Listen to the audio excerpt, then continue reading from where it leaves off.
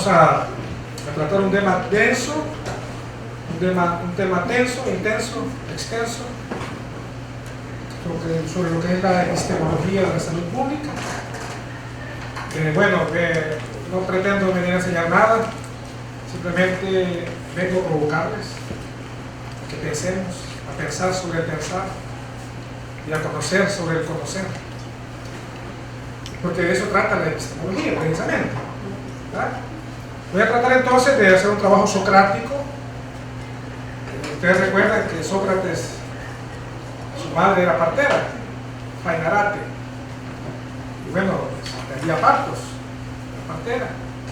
Y Sócrates se comparaba con el trabajo de su madre, ¿no? O sea, le gustaba el trabajo de su madre, pero su quehacer era más parir ideas. Eso es lo que pretendo esta tarde con ustedes. Entonces, vamos a abordar, tal vez nos ayuda nuestro compañero Alex a pasar las láminas un poco sobre esto. Y pues pusimos a esta mujer porque también es necesario poner a las mujeres pensando. Generalmente las imágenes, las figuras ponen a los hombres pensando. También todas y todas pensamos.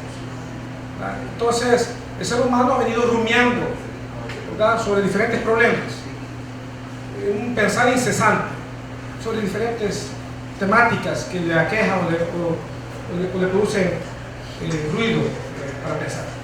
Problemas como el mal, problemas como la mente, el lenguaje, la democracia, la verdad, problemas como conocer. Son los que me han traído siempre, ¿verdad?, sobre la existencia misma, porque el único ser que piensa sobre sí mismo es el ser humano. Entonces, desde ese punto de vista es importante hacerlo. Muy bien, la siguiente lámina entonces vamos a tratar de hacer unos considerandos sobre lo que es la epistemología de la salud. Primero, pues, hay que confrontar, hay que tratar de entender los dos términos, ¿verdad? Uno, lo que es epistemología, y otro, lo que es nociología. Primero, porque debería llamarse el curso Nociología de la salud pública, más que una epistemología de la salud pública, ¿verdad? Si empezamos a ver nosotros, el término de epistemología viene de episteme, del griego episteme, y logos, ¿verdad? Vamos a reducir aquí el logos como algo que quiere decir que trata o que estudia, pero el logos realmente no es eso. El logos va mucho más allá, pero lo vamos a reducir en ese estricto sentido de la palabra. Entonces, viene de episteme, que significa conocer, y la nociología, que viene del término gnosis, también, que es conocer. Entonces, ustedes han escuchado términos como diagnóstico, ¿verdad? Entonces, cuando decimos diagnóstico, pues lo que estamos diciendo es, aquí va el término gnosis, ¿verdad?, o es agnóstico, ¿verdad? Entonces, gnosis, ¿verdad?, es conocer, es conocer. Entonces, lo que hay que tratar de ver aquí es que la nociología es un término mucho más amplio que la epistemología. Los griegos hacían esa distinción entre nociología y epistemología. Cuando el griego hablaba de nociología, se refería a un conocimiento general, a un conocimiento como totalidad. Y la distinción con la epistemología tiene que ver la epistemología como un conocimiento nuevo, como un conocimiento en avanzada. Claro, recordemos que el término de ciencia es un término relativamente nuevo, que nace precisamente con el proyecto de modernidad, ¿verdad? Estamos hablando siglo XV, siglo XVI. Entonces, ese conocimiento nuevo, ese conocimiento en avanzada, es lo que hoy se conoce como ciencia, ¿verdad?, como conocimiento científico. Pero nosotros no queremos deslegitimar con ello el conocimiento popular, el conocimiento de los pueblos originarios, el conocimiento de los excluidos, ¿verdad?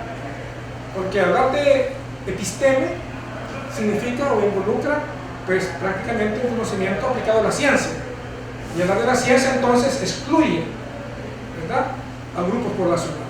Entonces, por eso insisto que el curso debe llamarse, ¿verdad?, nociología de la salud pública, porque la nociología conlleva muchos saberes, ¿verdad?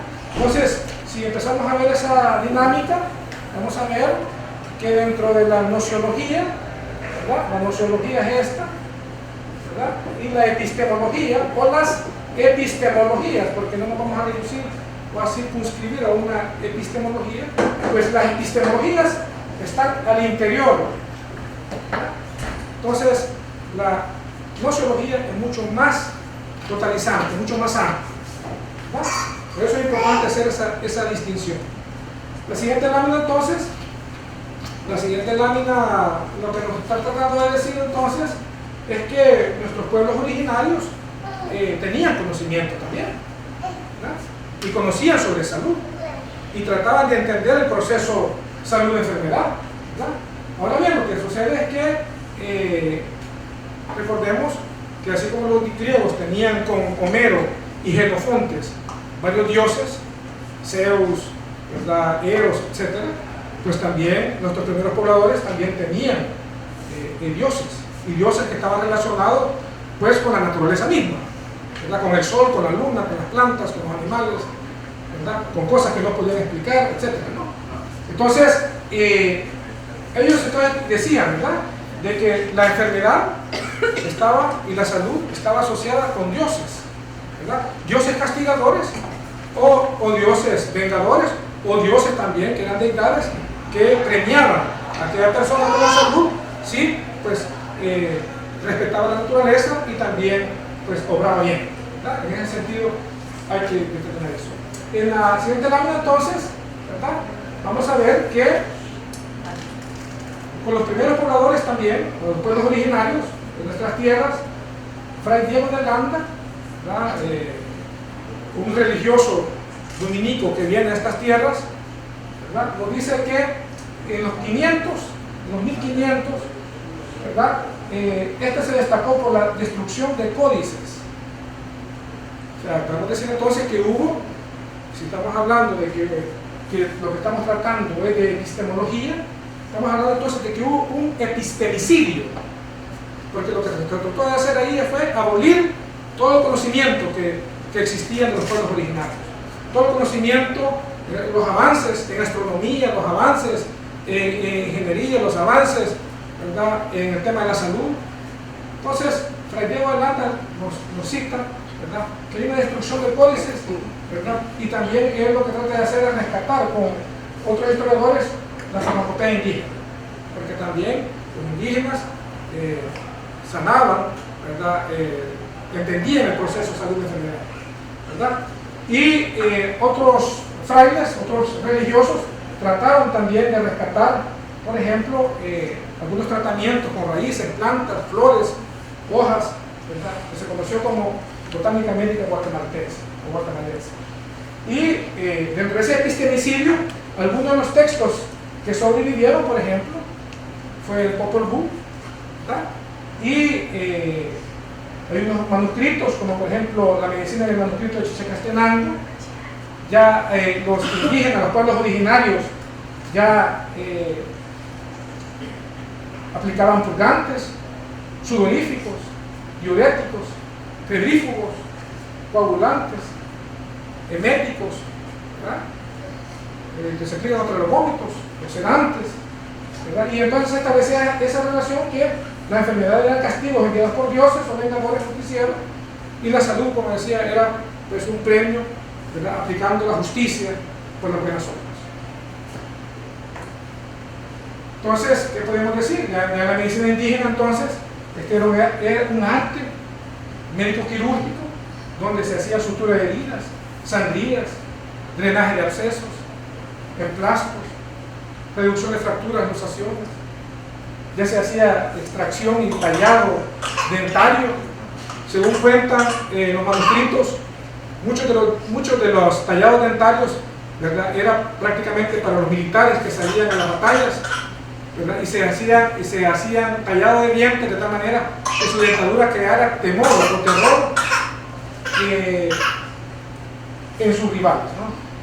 Se hacían preparaciones craneales también, y en las etnias mayas quichés, ¿verdad?, los chamanes ya conocían mucho sobre oftalmología, sobre tratamiento dental, sobre partos y sobre huesos. O sea, ya hay antecedentes de eso, Lo que sí quiero decir es que también con los primeros pobladores su nociología, ¿verdad?, estaba también avanzada en el tema de la salud y la enfermedad. Ellos también ya hacían estudios anatómicos, ¿verdad? Ya se hacían una especie de cuarentenas cuando habían enfermos por catarros. Recordémonos que la viruela, el sarampión fueron las primeras enfermedades que nos trajeron los españoles, ¿verdad? Nosotros también les dimos otras enfermedades a ellos. Entonces es importante que ya también se daban una especie de cuarentena, ¿verdad? Alejaban al enfermo, ¿verdad?, de la hernia para que no se infectara, ¿verdad? Y también buscaban a los chamanes para que esto les diera o les aplicara un tratamiento, ¿verdad? Ahí eso también es lo que se ha determinado en la historia. Y hay varias ideas que no quiero profundizar mucho en ello, pero que sí, lo que quiero tratar de decir es que en los pueblos mayas, ¿verdad?, la enfermedad guardaba estrecha relación con concepciones morales y religiosas. O sea, esa era la cosmovisión que tenían, porque prácticamente la nociología involucra también todas estas partes de las percepciones, de las creencias, de los mitos de la gente. En la siguiente lámina, ¿verdad?, entonces vamos a ver cómo también ellos asociaban esto con los dioses, el proceso salud-enfermedad, ¿verdad? Y pues podemos ver nosotros que habían diferentes dioses.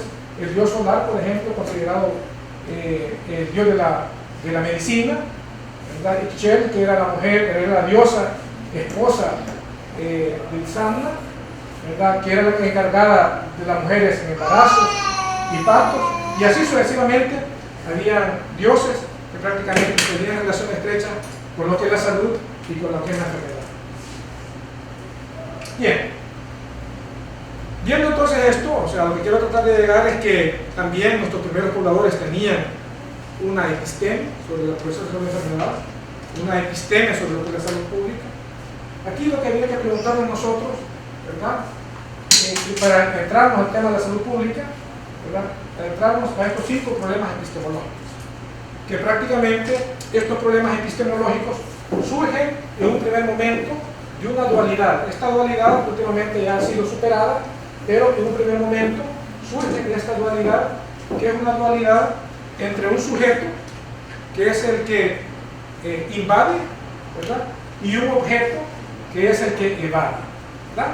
Entonces podemos ver acá nosotros, hay un sujeto,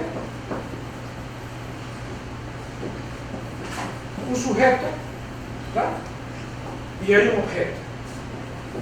Entonces, en esa dualidad sujeto-objeto, ¿verdad?, que es la primera aproximación al tema de la epistemología, la primera pregunta que nos hacemos es sobre la posibilidad del conocimiento.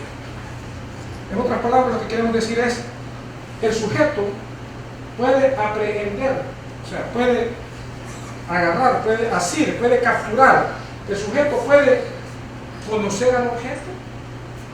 ¿Qué dirían ustedes?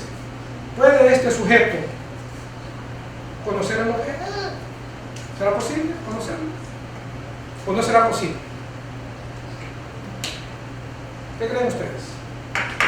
¿Se puede conocer o no se puede conocer? Cuando hablamos del objeto nos referimos a un problema de la realidad o a la realidad misma. ¿Puedo yo, sujeto, conocer el objeto? ¿Puedo conocerlo? ¿O no lo puedo conocer? Es la primera pregunta fundante que se hace. Y de esa pregunta fundante surgen escuelas de pensamiento, corrientes de pensamiento. Muchos de ustedes probablemente se han puesto a pensar de dónde surgen las escuelas de pensamiento. El marxismo, el estructuralismo, el hegelismo, el kantismo, por decir algunas cosas, el dogmatismo, el escepticismo, el racionalismo.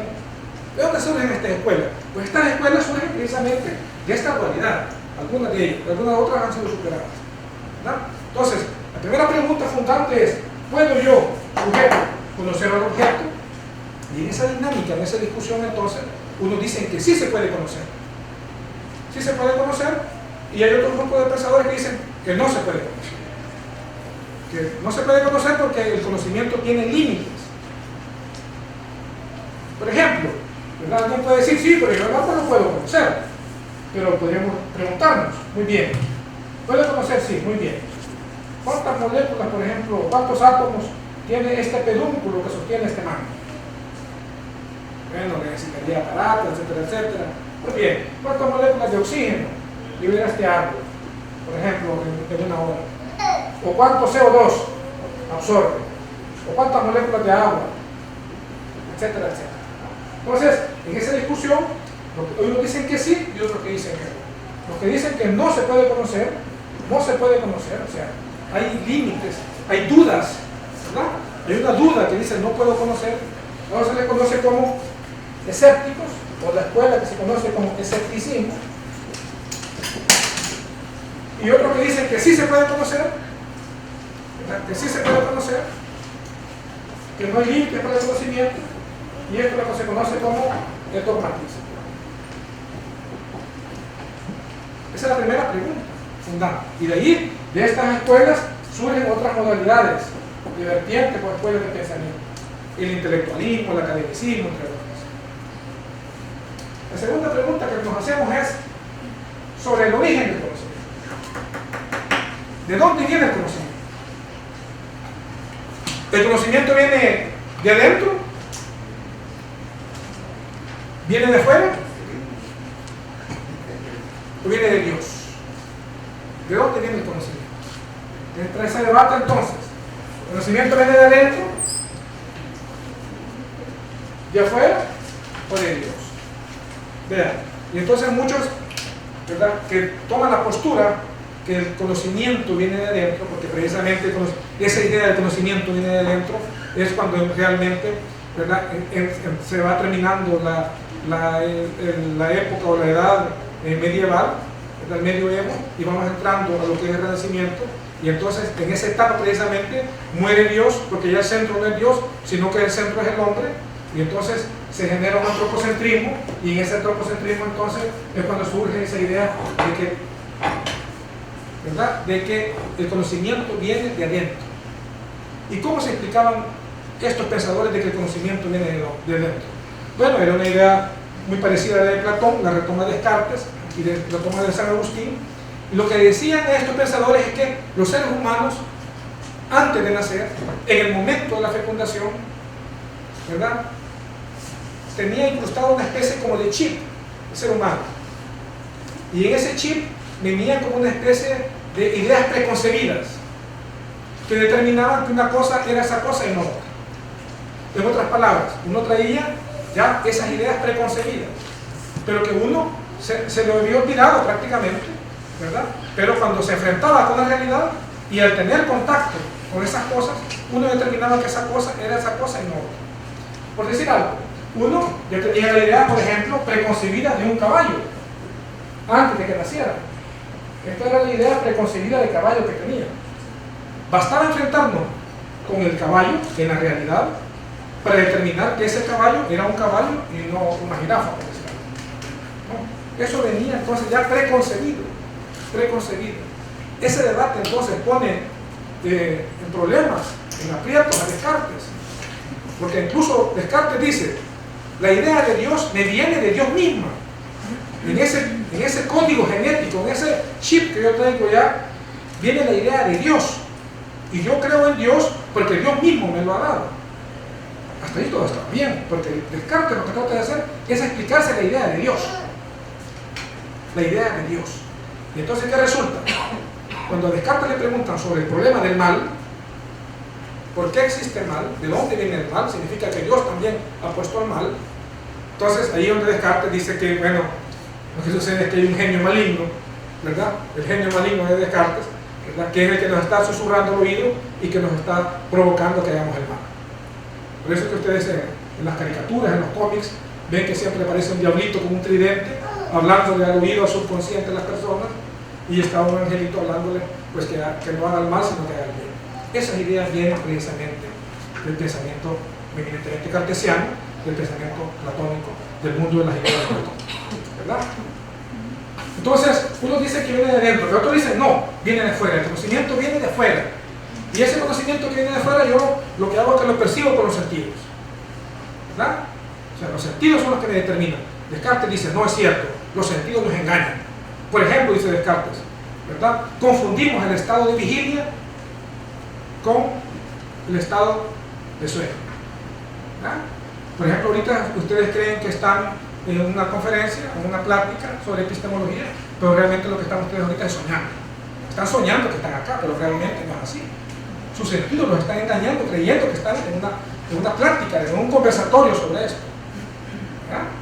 Pero están dormidos. Ahorita son las 4 de la mañana. Dejo de ir a trabajar, ya se nos está acercando el tiempo. Bueno, eso es lo que dice Descartes. Nos engañan los sentidos. Entonces, a veces estamos en vigilia pensando que estamos soñando y viceversa. Estamos soñando creyendo que estamos en la realidad misma. Estamos en estado consciente. ¿Verdad? Entonces uno dice, viene de adentro, viene de afuera. Y ahí surgen escuelas de pensamiento, los que dicen que viene de adentro, que se conocen como racionalistas, y los que dicen que vienen de afuera del conocimiento, ¿verdad?, que son los empiristas. Entonces los empiristas entonces lo que dicen es que el conocimiento viene a través de los sentidos. Y que un ciego, por ejemplo, ¿verdad?, un ciego, con tal de tocar las cosas, y si recobra la vista, inmediatamente sabe a qué figura se está refiriendo, con solo palpar, con solo tocar la cosa misma. ¿Verdad? Muy bien, entonces estamos en ese debate de racionalistas y empiristas. Y aquí estamos en el debate de dogmatismo y escepticismo. Muy bien, este otro problema acá es sobre la esencia del conocimiento. ¿Quién me determina el conocimiento? ¿Soy yo el sujeto que determina el conocimiento? ¿O es la realidad la que me determina que yo conozco? ¿Quién me determina? Como decíamos, este invade al objeto y el objeto evade al sujeto. En esa relación dialéctica, entonces, ¿verdad?, es donde surge esa idea. Entonces, de esa dualidad, ¿quién determina? Si yo creo, si yo pienso que es el objeto el que determina, entonces estamos hablando de una escuela de pensamiento que se conoce como realismo, ¿verdad?, realismo. Y si yo creo que es el objeto, o al revés, mejor dicho, si yo creo que es el objeto, es el realismo, y si es el sujeto, es el subjetivismo. ¿Verdad? Entonces nos enfrentamos a esa dualidad, ¿verdad?, subjetivismo versus realismo. Otros dicen en otros libros que es materialismo versus idealismo. Este es el mundo de las ideas, idealismo, y este sería la materia, el materialismo. El objeto es la materia, ¿verdad?, y este es el sujeto a ideas. Pero bien, eso también es cuestionable. Y está otra idea también sobre la función del conocimiento. ¿Qué función tiene el conocimiento? Y la otra pregunta fundante es sobre qué es la verdad. Son problemas o son preguntas que se hacen, o se ha hecho la epistemología, y de esa manera vamos determinando esas corrientes de pensamiento. Que después con la diversidad, porque si ustedes se fijan, aquí lo que estamos encontrando es una lógica binaria, una cosa contra otra cosa. ¿Verdad? Racionalismo versus empirismo, dogmatismo versus escepticismo. Entonces, a medida que va avanzando la ciencia, entonces vamos viendo una diversidad de situaciones entonces que van cambiando el panorama del pensar. ¿Verdad? Sigamos entonces. Esta lámina es importante, yo creo que Luis también nos va cuando hable sobre la epistemología del sur, porque me imagino que va a hablar un poco sobre Buenaventura Sousa dos Santos, ¿verdad?, que él prácticamente que plantea un pensamiento de filosofía de epistemología del sur, ¿verdad? Aquí traemos siempre esta imagen nosotros porque esto nos evoca, nos provoca y nos convoca a reflexionar un poco, a pensar si realmente el planeta es así como nos han dicho que es. ¿Ustedes qué creen? ¿Que será así como nos han pintado o creen que es totalmente diferente? ¿Será así realmente? Si alguien tendría la oportunidad de viajar al espacio, se podría dar cuenta que no hay puntos cardinales, no hay norte, no hay sur, no hay este, no hay oeste. ¿Tendrá una intencionalidad realmente de pintarnos esto?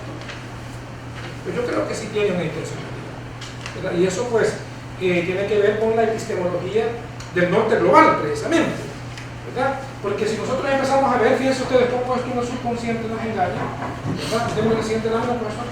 ¿Por qué no se mirará el planeta, el espacio así de esta manera? ¿Por qué se ve de la otra manera? No, déjame la anterior, profesor. Bueno, yo lo que trato de explicar aquí es que hay una pirámide, la pirámide es la que representa mejor el poder. Y si nos podemos ver nosotros en la pirámide, ¿verdad? Vamos a ver que siempre en la parte alta de la pirámide está el que ostenta el poder, ¿verdad? De manera de ver. Entonces, ustedes cómo la ven.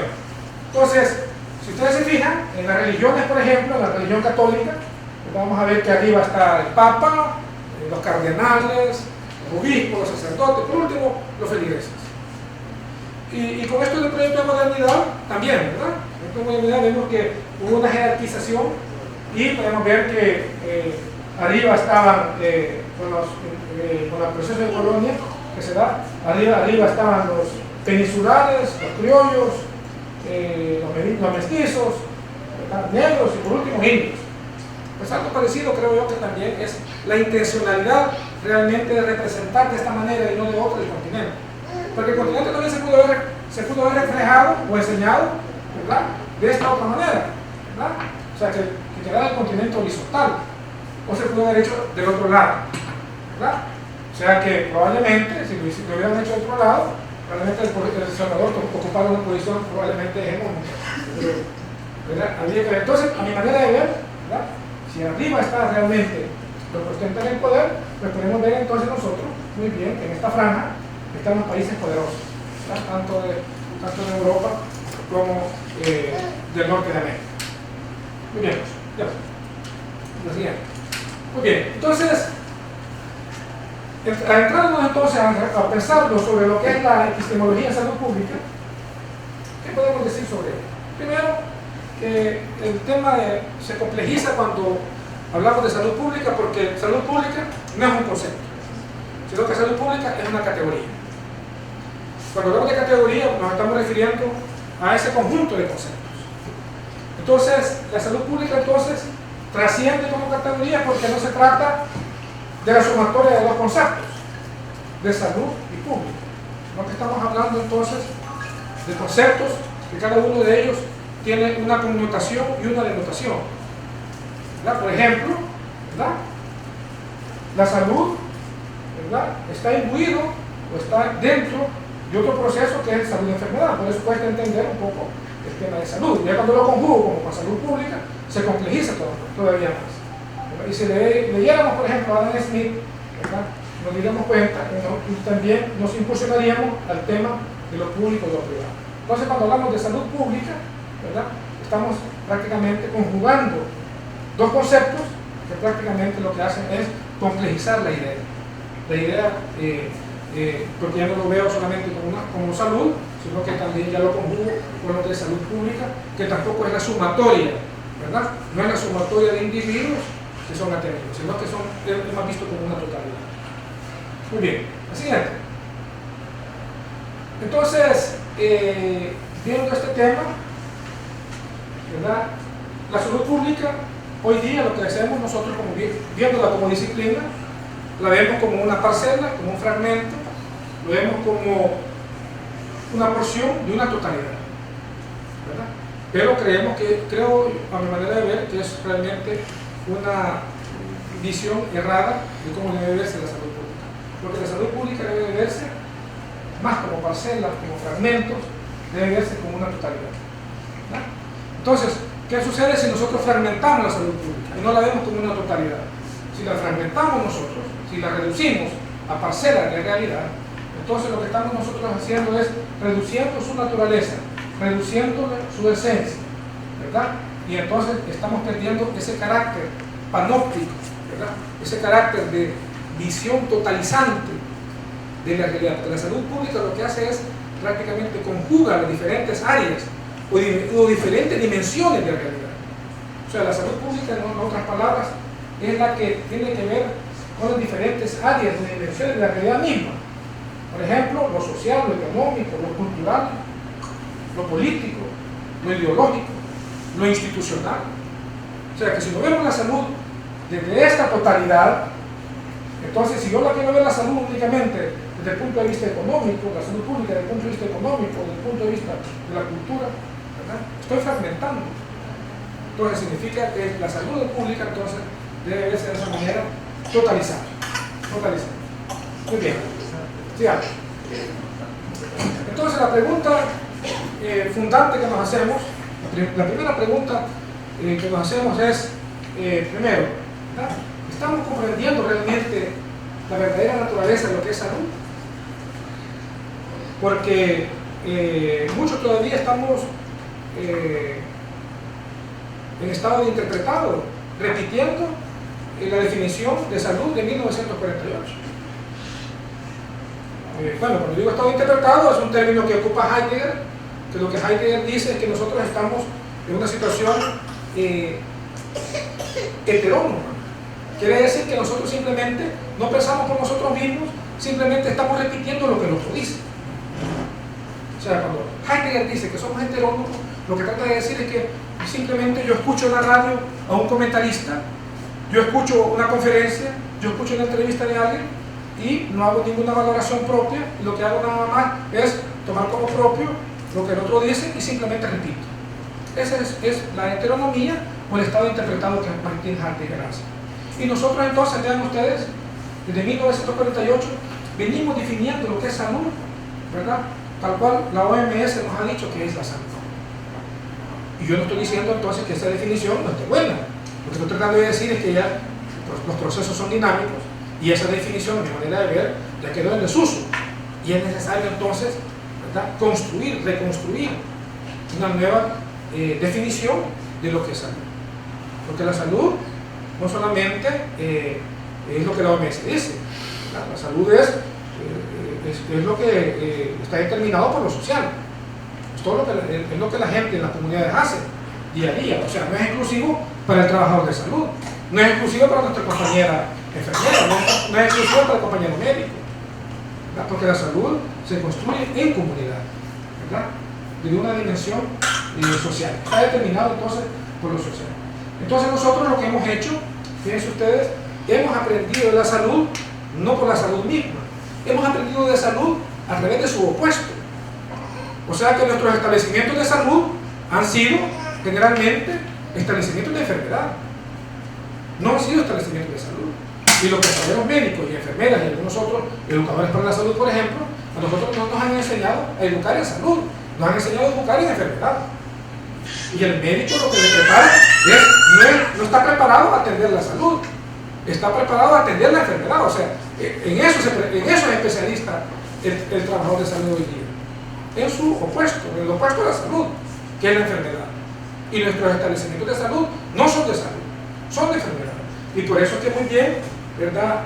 María, en la ponencia anterior, nos decía que se ha desvirtuado la idea de atención primaria de salud. Porque la atención primaria de salud, lo que pretendía en un primer momento era, ¿verdad?, llevarlo en lo básico a la comunidad. Y significaba que el equipo de salud, ¿verdad?, los diferentes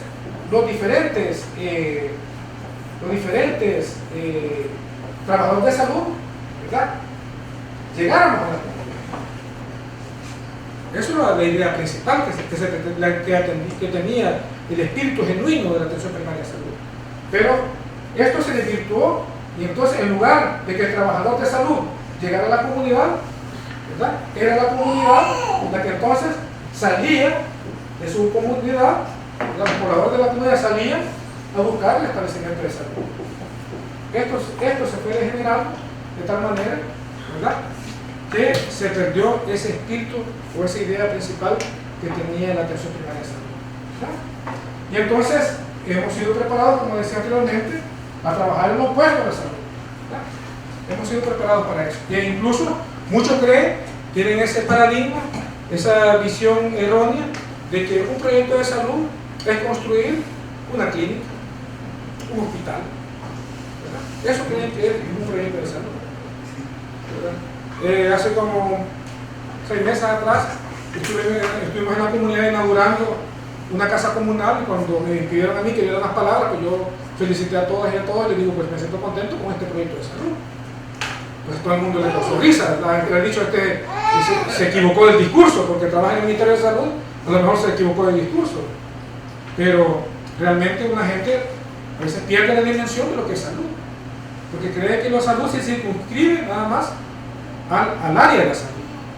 Y la salud va mucho más allá.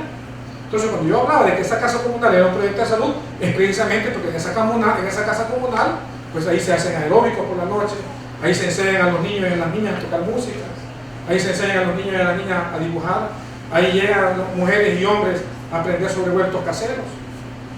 O sea, ¿no será eso salud? Les enseñan jardinería, ¿no es eso salud? ¿Verdad?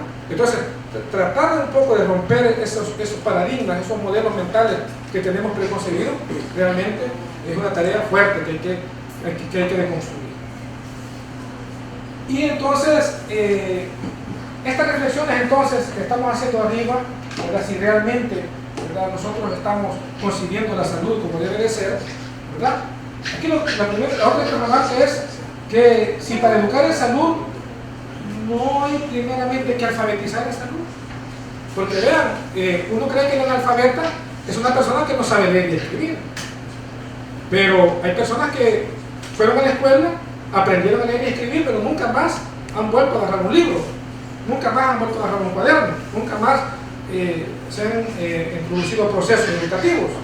Entonces, esas personas pues también son analfabetas en desuso, ¿verdad? Y así sucesivamente. Yo no tengo experticia en otros temas, de ese momento que no conozco sobre ese tema, pues también soy un analfabeta en ese tema. Entonces, antes de educar en salud, no necesariamente introducirnos a un proceso de alfabetización en salud. Tenemos claro entonces esas dos dimensiones o alcances de estas categorías, de lo que es educar en salud y lo que es alfabetizar en salud. Porque vean, hablar de salud pública significa entonces introyectarnos al conocer. Por eso decíamos al inicio de que este era un ejercicio de tratar de pensar sobre el pensar. O sea, vamos a pensar de lo que han pensado otros sobre el problema del conocer. Vamos a conocer sobre el conocer, a saber sobre el saber, ¿verdad? Entonces, por eso es importante esta reflexión. La siguiente lámina, entonces, decíamos entonces que hay que entonces introyectarnos a una construcción, a una deconstrucción y a una reconstrucción de esas definiciones de salud y de salud pública. Pero también la salud pública nos invita, ¿verdad?, que no se trata simplemente de estar teorizando. La salud pública lo que nos invita es que esto debe de ser lo práctico, porque esa es la dimensión social. El saludista prácticamente viene siendo como el cientista social dentro del área de la salud. Entonces, de lo que se trata entonces, en esto de pasemos de la ortodoxia a la ortopraxis, lo que queremos llegar es que hay que tener menos teoría para generar más práctica, ¿verdad? Y esa práctica lo que nos va a hacer es crear teoría y nueva categoría, O sea, lo que nos va a permitir estos procesos es, ¿verdad?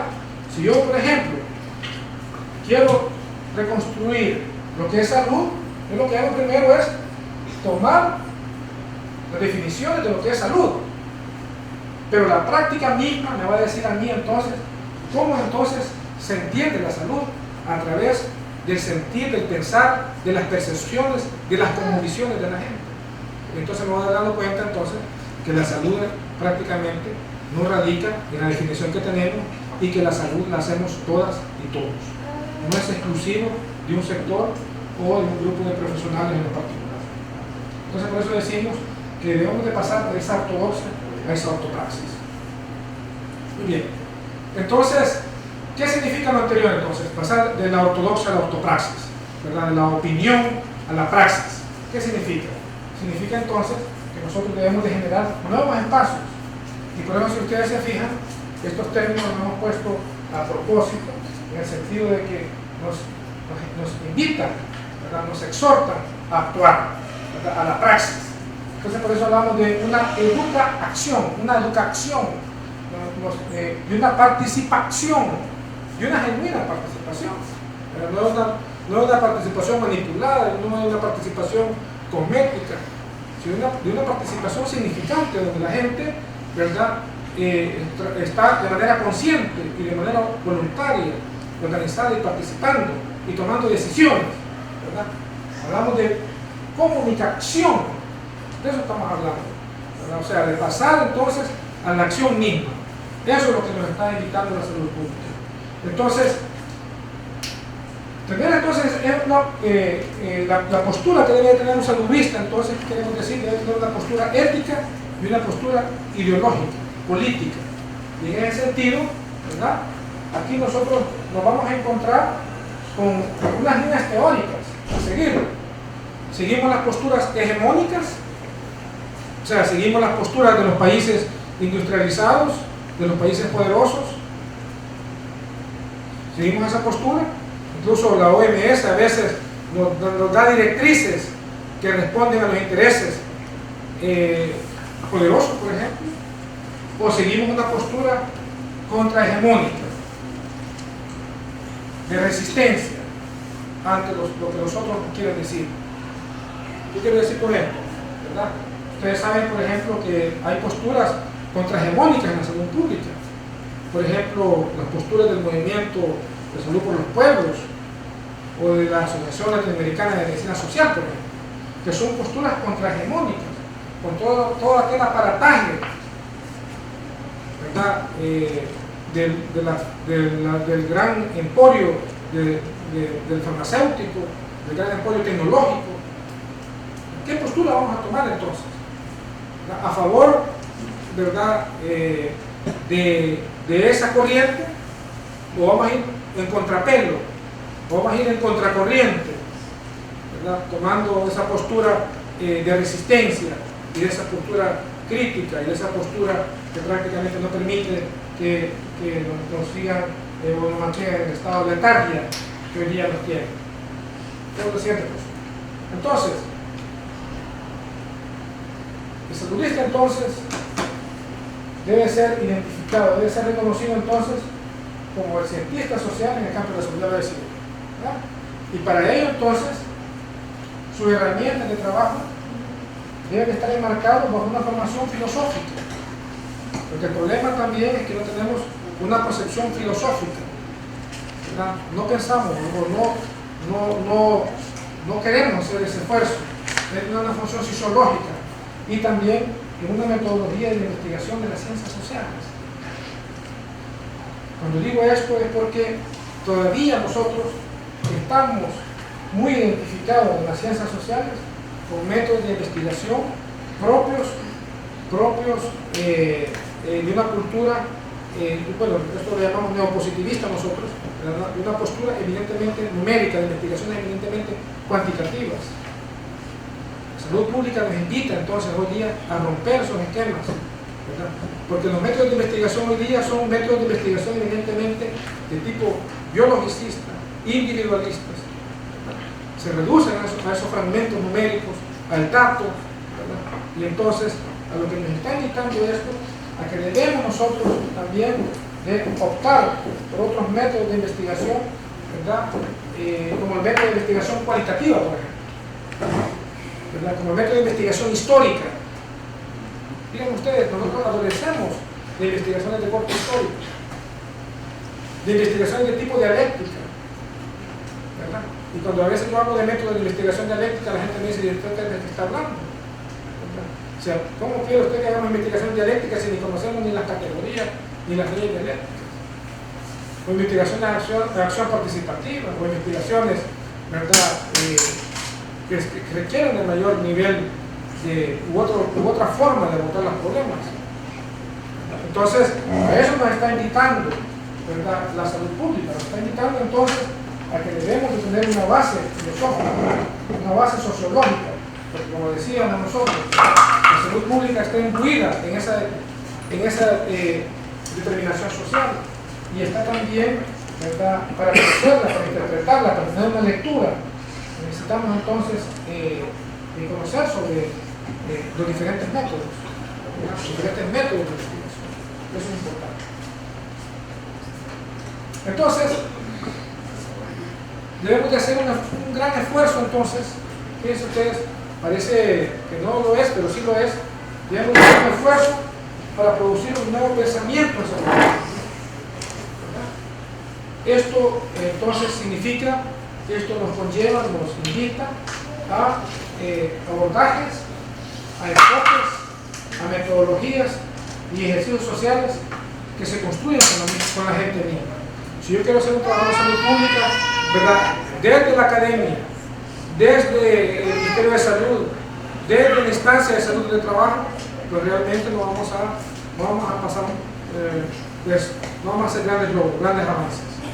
Es necesario entonces construir una salud pública que parta con la gente misma, ¿verdad?, sus concepciones, sus cosmovisiones, porque también ellos tienen saberes y presaberes, ¿verdad? Y quien conoce mejor la realidad de la comunidad es la gente, porque vive ahí, ¿verdad?, está enfrentada al día, ¿verdad?, con los diferentes problemas, con la miseria, entre otras cosas.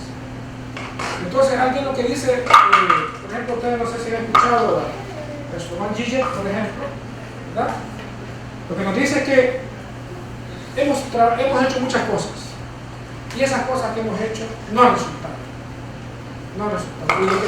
Y a veces lo que queremos volver a hacer, ya lo hicimos, y nos da los mismos resultados. Entonces, ¿qué sucede? Dice Zizek. Lo que sucede es que en este nuevo siglo tenemos que pensar otras opciones. Entonces, dice Zizek, ya no actúes, porque ya todas las actuaciones, ya otro lo hizo o tú las hiciste y te equivocaste. No dieron los resultados esperados. ¿Y por qué? Porque necesitamos pensar. Por eso dice Zizek, ya no actúes, solo piensa. Y termino esta idea también, siempre retomando Heidegger, ¿verdad? Porque Heidegger, aparte que dice que estamos en estado de interpretado, también nos dice que nosotros somos errantes, estamos carcomidos por una errancia. ¿Y esa errancia qué es? Esa errancia es andar en un montón de cosas simultáneamente, ¿verdad? Errante, o sea, andar de lugar en lugar, Y entonces, eso de andar de lugar en lugar no me permite realmente hacer bien las cosas. Cuando Heidegger dice que estamos carcomidos por la errancia, lo que pretende decir es que nosotros estamos ávidos por conocer otras cosas, estamos ávidos por novedades, y esa avidez, esa búsqueda incesante, lo que hace es que andemos de saltando un montón de cosas, no las terminamos, las dejamos inconclusas, y eso entonces no nos permite avanzar y conocer la verdadera naturaleza o la verdadera esencia de las cosas. Entonces, como diría Heidegger, es necesario trascender entonces de ese estado de errancia. Hay que detenerse a hacer bien las cosas. De esa manera nosotros, ¿verdad?, conjugando ese pensamiento heideggeriano y pensamiento de Zizek, yo termino esta provocación, así es que los he provocado realmente, termino diciéndoles que es un momento que nos detengamos a pensar, nos detengamos a repensar. Y realmente ese pensamiento y ese repensamiento genuino, autónomo, nos va a permitir entonces a nosotros, ¿verdad?, trascender y no hacer lo mismo que estamos haciendo permanentemente. Con esta me despido, como dicen los mexicanos, ¿verdad?, como dice la ranchera, esperando algunas reacciones y comentarios también de nuestro invitado de Luis en este caso. Muchas gracias.